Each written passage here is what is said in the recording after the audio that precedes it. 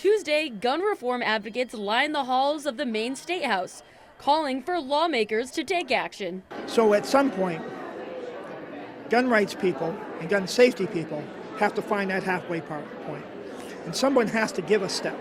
Arthur Barnard is the father of Artie, one of the nearly 24 killed on October 25th, 2023 in Lewiston. He had called me up and asked me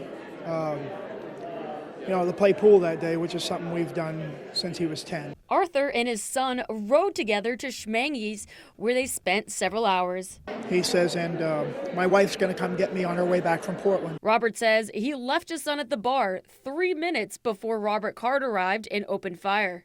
I'm not anti-gun. I'm anti-gun violence.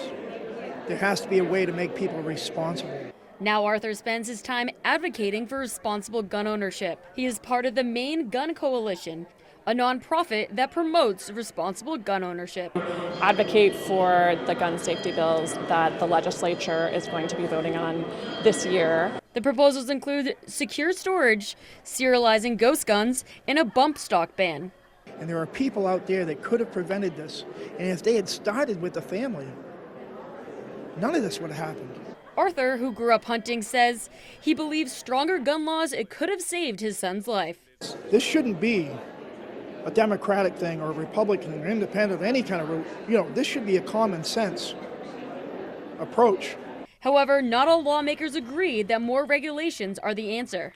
A red flag law does not allow for proper due process, and it makes assumptions about law-abiding citizens that may or may not be true, and it infringes on their constitutional right to keep and bear arms.